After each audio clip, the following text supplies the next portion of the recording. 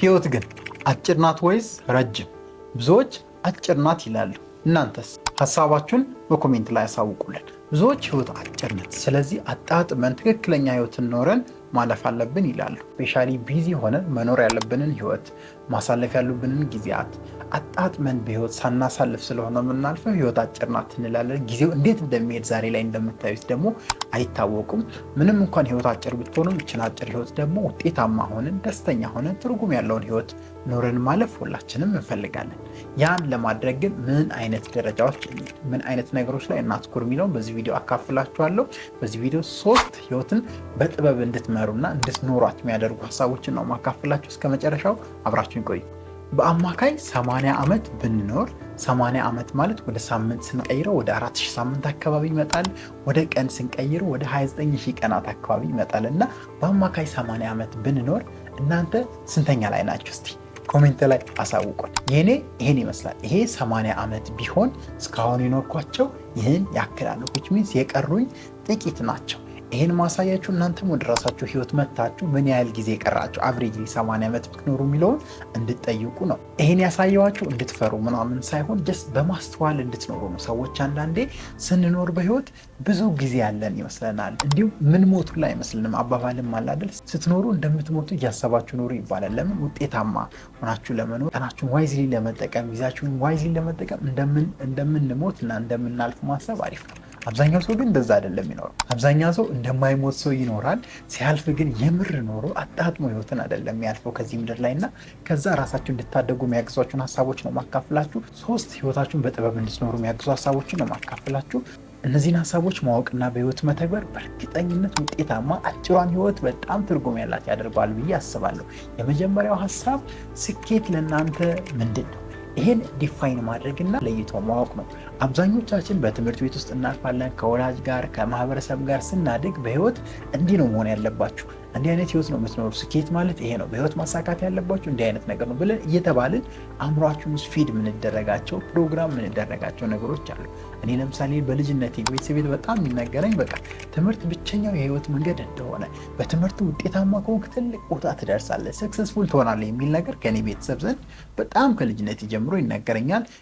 ዶክተር መሆን በቃ የዓለም በቃ ትልቁ ነገር እንደሆነ እና ሰክሰስፉል መሆን ማለት ዶክተር መሆን ማለት እንደሆነ እየተነገረኝ ነው ያደግኩት። እናንተ ምን እየተባላችሁ ያደጋችሁት? ኮሜንት ላይ ያሳውቁኝና ሰዎች ፕሮግራም ያደርጉንና ሰክሰስ ይሄ ነው ስኬት ይሄ ነው የሚለውን ነገር አእምሯችን ውስጥ ቁጭ ያደርጋል። ደን ራሳችንን ሳንሆን መኖር ያለብንን ህይወት ሳንኖር ሰዎች ላስቀመጡት ነገር እንደተሯሯጥን ህይወታችን ያልፋል። ስለዚህ ለእናንተ ስኬት ምንድን ነው? ዲፋይን አድርጉ። ሰዎች የነገራችሁ ነገር አለ። ይሄ ነው፣ ገንዘብ ነው፣ ትምህርት ነው፣ ዝነኛ መሆን ነው፣ አርቲስት መሆን ነው፣ ብዙ ነገር ተብላችኋል ስለ ስኬት። ግን ለእናንተ ሪሊ የምር ውስጣችሁን ኮርኩራችሁ ጠይቁት በደንብ። ስኬት ለእናንተ ምንድን ነው?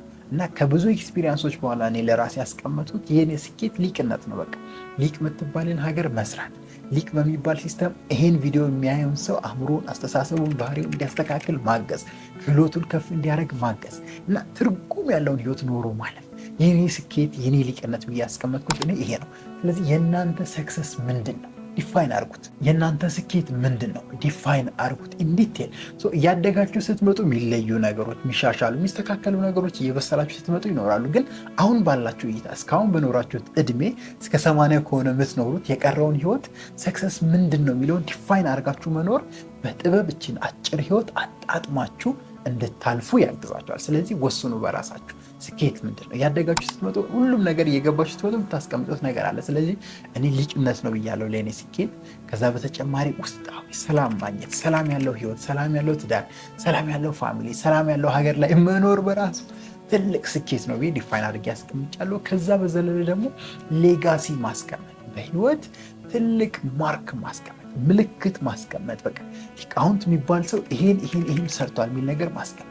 ለዛ ነው ይህን ቪዲዮ የምሰራው ለእናንተ። ለዛ ነው እንደዚህ ማግዛችሁ፣ ራሳችሁ እንድትረዱ፣ አቅማችሁ እንድትረዱ፣ ችሎታችሁ እንድታወጡ ማግዛችሁ። ስለዚህ እኔ ሊቅነት ነው የኔ ሊቅነት ነው ስኬቴ። የኔ ሊቋን ኢትዮጵያ መገንባት ነው። ትርጉም ያለው ህይወት፣ ሰላማዊ ያለው ህይወት፣ ውስጣዊ ሰላም ያለው ህይወት፣ መረጋጋት ያለው ህይወት ማርክ አስቀምጬ እዚህ ምድር ላይ ማለፍ ነው ስኬት። ስለዚህ ዲፋይን አድርጌ ከሆነ የምኖረው ህይወቴን፣ ስለዚህ ያችን አጭር ህይወት የቀረችን ምርጥ ህይወት ውጤታማ ሆኜ ትርጉም ያለውን ነገር ሰርቼ አልፋለሁ ማለት ነው። ስለዚህ የመጀመሪያው ሀሳብ ሰክሰስ ለእናንተ ምንድን ነው? በራሳችሁ አንግል፣ በራሳችሁ እይታ፣ በራሳችሁ ህይወት ልምድ፣ በራሳችሁ ኤክስፒሪየንስ ዲፋይን አድርጉት አደራ። ወደ ሁለተኛ ሀሳብ እንጣ። ሁለተኛ ላይ እችን አጭር ህይወት አጣጥማችሁ እንድትኖሩ የሚያግዛችሁ አሁንን መኖር ወይም ሊቪንግ ናው ወይም ይሄ ቢንግ የምንለው ነገር አለ አይደል? መሆን የምንለው ነገር ማለት ነው። አብዛኛው ሰው ውጥረት ውስጥ ነው። አብዛኛው ሰው ቢዚ ነው።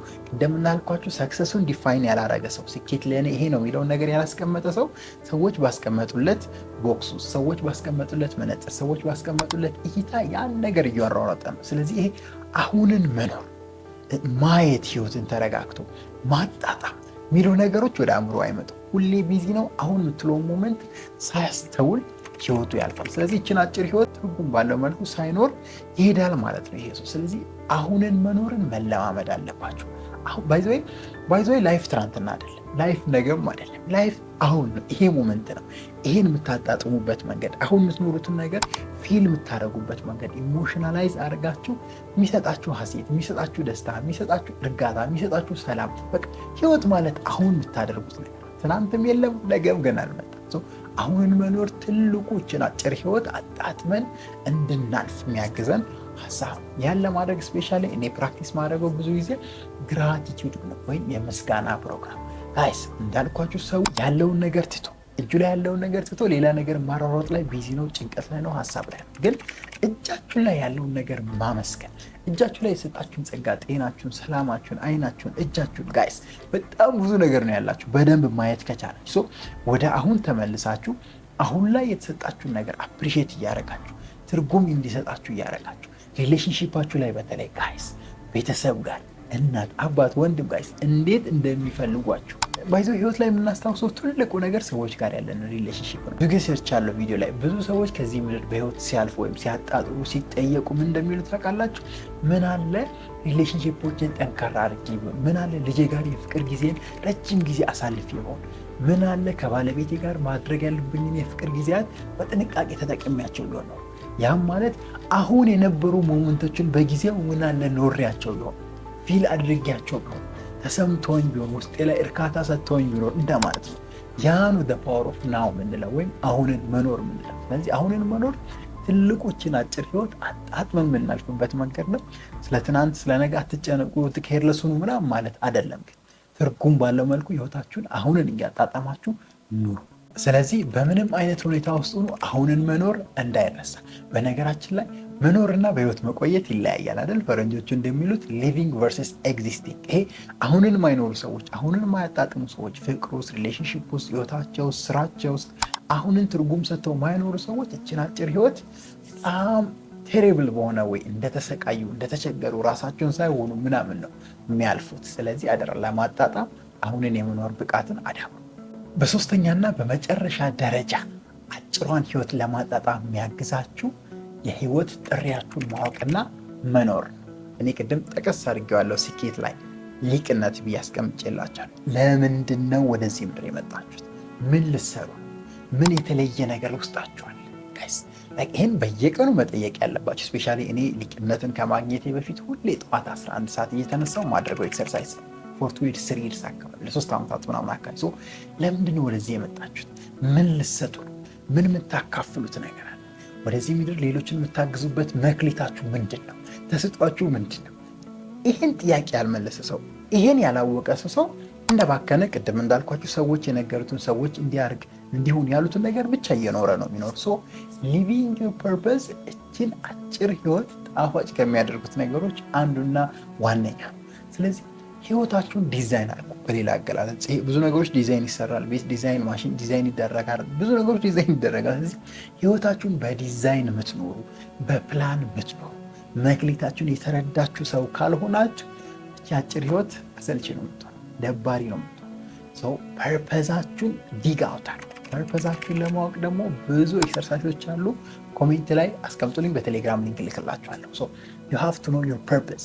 እችን አጭር ህይወት ጣፋጭ ለማድረግ እችን አጭር ህይወት ትርጉም ያላት ለማድረግ ፐርፐዛችሁን ማወቅ። ስለዚህ አሁንም ከዚህ ሰዓት ጀምራችሁ ፕላኖቻችሁ ምንድን ናቸው? ስፔሻሊ ሩቅ እንዳትሄዱ።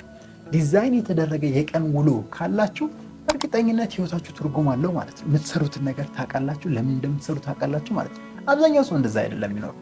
ይወጣል፣ ይገባል፣ የሆነ ነገር ያደርጋል። ሰዎች የነገሩት ወይ ስራ ነው ወይ ቢዝነስ ወይ ገንዘብ የሚላቸው ነገሮች ይሰራል። ፐርፐዝ የሚባል ትርጉም የሚሰጠው የሚባል ነገር የለም። ሄዶ ሄዶ ሄዶ እድሜውን 60 70 ሄዶ ቆም ብሎ ሲያይ ቆም ብሎ ሲጠይቅ ህይወት ይሄ ነው ብሎ ወደ ሪግሬት ውስጥ ወደ መጸጸት ውስጥ ነው የሚገባው። ሰው የጸጸት አይነት ህይወትን ላለመኖር ከፈለጋችሁ ፐርፐዛችሁን ፈትሹ፣ ፈልጉ። ጠዋት ጠዋት ተነስታችሁ ምንድን ነው በህይወቴ ወደዚህ ምድር በልጅነት ለእኔ የተሰጠኝና ለሰዎች አካፍዬ ትርጉም ያለው ህይወት ኖሬ የማልፍበት ነገር። ጀስት አስክ ዩርሰልፍ ላይ ጠዋት እየተነሳችሁ ዋት ዱ አይ ሪሊ ዋንት ኢን ላይፍ በሉ። ይሄ ሰዎች ከነገሯችሁ ከገንዘብ ከዝና ከምናምን በላይ ምንድን ነው የምር በህይወቴ የምፈልገው? በህይወቴ ትልቁ አስፈላጊ ነገር ለእኔ ምን ትርጉም የሚሰጠኝ? አጭር የምትባልን ህይወት ጣፋጭ የሚያደርግልኝ፣ አጭር የምትባልን ህይወት ትርጉም ኖራት ለሌሎች ሚኒንግ ሰጥቼ ማርኬን፣ ምልክቴን፣ የኔን ስም እዚህ ምድር ላይ ተክዬ የማልፍበት ነገር ምንድን ነው? ጠይቁ ራሳችሁን ሁሌ። ይሄ የአንድ ቀን የሁለት ቀን ጥያቄ አይደለም። ኤቭሪዴይ አመታት ሁላ ልጠይቁ ትችላላችሁ። በዚህ ወይ ፐርፐዛችሁን አግኝታችሁ ካልኖራችሁ ህይወታችሁ የባከነ ነው የሚሆነው። ትርጉም ያለውን ህይወት ለመኖር ይህችን አጭር ህይወት ጣፋጭ ለማድረግ አንደኛ ስኬት ምንድን ነው ለእናንተ፣ ለሌላ ሰው አይደለም፣ ለአንተ ወይም ለአንቺ ስኬት ምንድን ነው የሚለውን ዲፋይን አድርጉ። ሁለተኛ አሁንን የመኖር አሁንን የማጣጣም አሁንን የማመስገንን ክህሎት ስኪል አዳብሩ። በሶስተኛ ደረጃ የህይወት ፐርፐዛችሁን፣ ጥሪያችሁን፣ ሊቅነታችሁን እወቁ። እነዚህን ካደረጋችሁ በእርግጠኝነት የቀራችሁ የህይወት ዕድሜ ጣፋጭና ትርጉም ያለው ይሆናል። ታላቁ ሊቃውንት ሊቅነት ነበርኩኝ። በቀጣይ አስተማሪ ቪዲዮ እስክንገናኝ ቻው።